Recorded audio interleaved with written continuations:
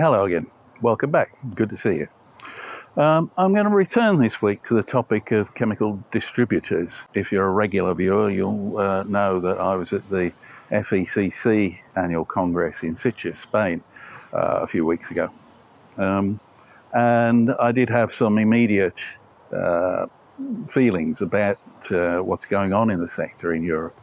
And I said I'd be interested to see if the same thing was happening in North America. Well, as it happened, prior to the National Association of Chemical Distributors annual ChemEdge meeting in Louisville, Kentucky this year, HCB had the opportunity to speak to Eric Beyer, president of NACD, about the issues that are affecting the chemical distribution sector in the US and in North America in general. The most obvious one is CFATS, the Chemical Facilities Antiterrorism Standards, which US Congress, in its wisdom, was threatening to cancel. And NACD had to lobby hard to get CFATS extended because industry likes it. It gives operators a clear indication of how they should ensure the security of their facilities and prevent theft of or tampering with product they are in possession of. Now, I think this is something that startled some congressmen, the idea that industry actually likes being regulated.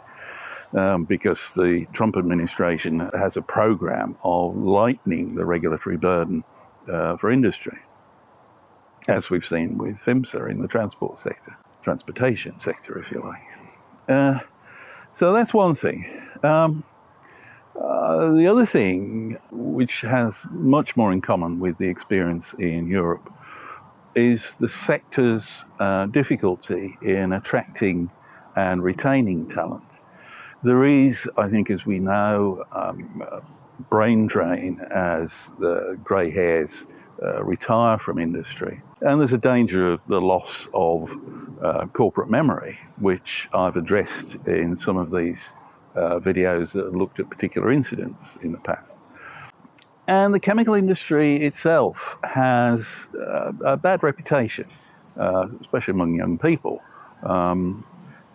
Who see it as a dirty business full of pale, male, stale operatives. And they don't really want to work in it. And this is something that EPCA, for instance, in Europe has been hard at work at to promote STEM education and to attract young people and a diverse intake of young people. So with women, ethnic minorities, and so on.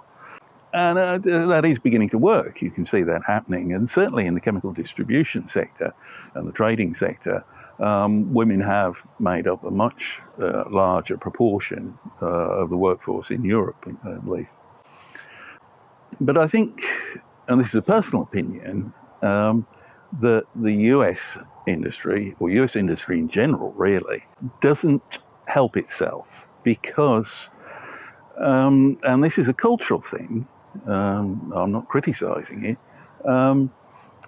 I see so many websites, even of very large companies, that tell a story on the front page about how great-grandpappy set up the firm with one cart and one horse way back in the 1890s. And that's the most important story they have to tell. That's the image that's given. At least it's on the front page of their website.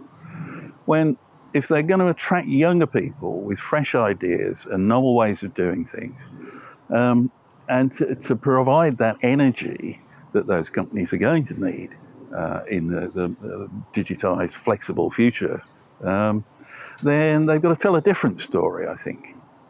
And I offer that thought in friendship, but I have seen some big companies in the States recently have changed their self-image.